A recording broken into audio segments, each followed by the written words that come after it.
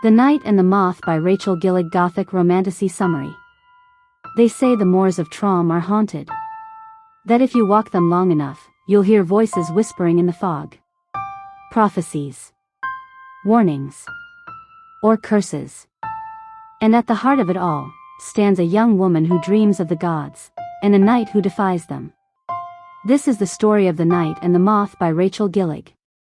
A Gothic tale of prophecy, forbidden faith, and the dangerous love between a prophetess and a heretic. The prophetess of dreams. Sybil Delling is no ordinary girl. For 9 long years, she has lived within the stone walls of a cathedral, rising like a shadow out of the mist.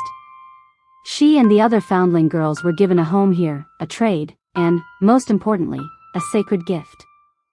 Sybil is a diviner. When she dreams, she does not dream like you or I. Her sleep is a canvas upon which gods paint their warnings. 6 unearthly beings, known as the omens, visit her visions.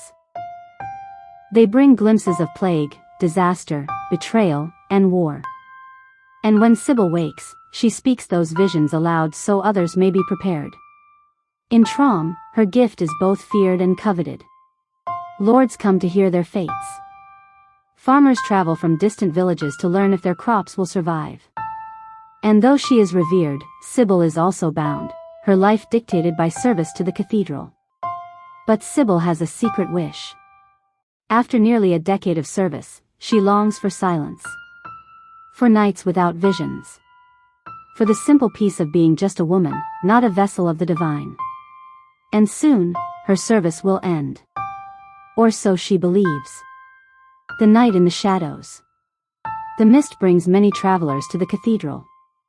But none like Rodrick. A knight, tall and broad-shouldered, with eyes dark as storm clouds. He carries himself with arrogance, his words sharp as his sword.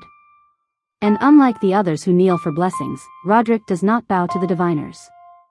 He mocks them. He doubts their visions. He calls them illusions, tricks of the mind. To Sybil, he is infuriating. To the cathedral, he is dangerous. A heretic in shining armor. And yet, there is something about him that unsettles her. Something more than his defiance. Because while Sybil can dream the fate of anyone who crosses her path, she cannot dream of him. His future is shrouded, hidden, unreachable. In a world where nothing is unseen to her, Rodrick is the one mystery she cannot solve. That makes him dangerous. That makes him irresistible. The vanishing. Just as Sybil's long years of service near their end, darkness falls upon the cathedral. One by one, the diviners begin to disappear.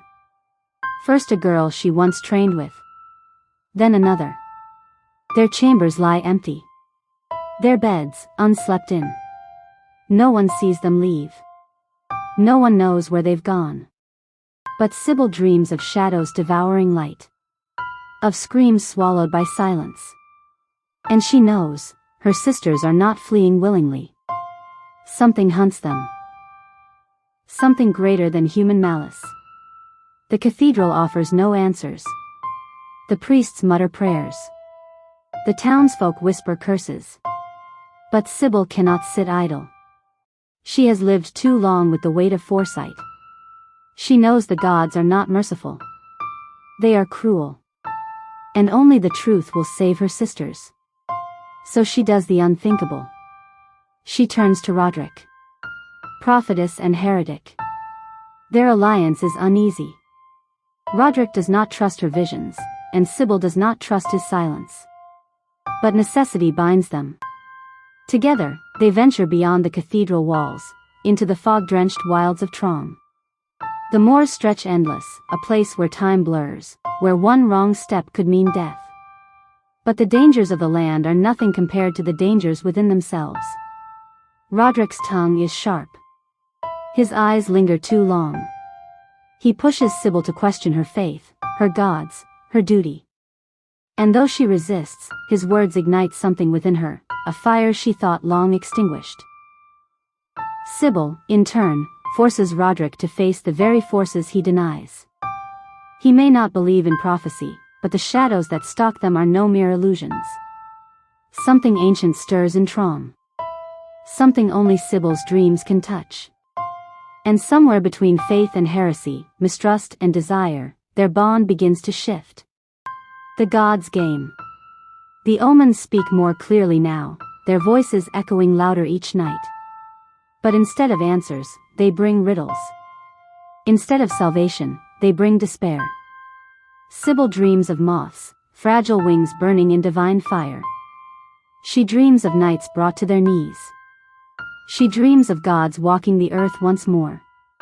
But most of all, she dreams of Rodrick. Not as he is, but as he could be. A weapon forged by heresy. A man destined to stand against the divine. The truth begins to take shape. If they are to defeat the gods, only a heretic can do it. And Rodrick may be the only one who can unravel the divine threads binding Traum. But will he fight for the kingdom? Or against it? Love in the mist. As peril grows, so does the forbidden pull between them. For Sybil, Rodrick is a temptation. A man who makes her question the very vows that define her. For Rodrick, Sybil is both weakness and strength, a woman who sees him more clearly than anyone ever has, though she cannot see his fate. Their stolen glances burn brighter than fire. Their arguments cut deeper than blades. And when mist gives way to shadow and the gods tighten their grip, they find solace in one another's arms. But love, in Traum, is never simple. It is a weapon. And in the wrong hands, it can destroy kingdoms. Facing the divine. The deeper they search for the missing diviners, the clearer the truth becomes. The gods are not saviors. They are tyrants. The omens are no benevolent guides, they are jailers, chaining mortals with fate. The vanished diviners are sacrifices in a cruel game. And unless Sybil and Rodrick act, more will be claimed.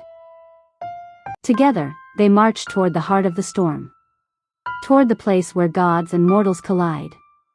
Toward a reckoning Sybil has seen 1,000 times in her dreams, yet never fully understood, until now. And when that final vision unfurls, the prophetess and the heretic must decide. Defy the gods, or be destroyed by them. The Knight and the Moth is more than just a romance. It is a Gothic hymn to fate, faith, and the courage to defy what has been written. Rachel Gillig weaves mist-soaked landscapes with haunting prose, crafting a tale where prophecy and passion collide. Perfect for readers of Leigh Bardugo and Jennifer L. Armentrout, it is a story that lingers like a dream you can't shake, a dream filled with shadows, gods, and a love strong enough to burn through the fog. So if you ever find yourself upon Traum's moors, beware the mist. For within it, prophecy takes flight. And sometimes, the gods aren't the only ones watching.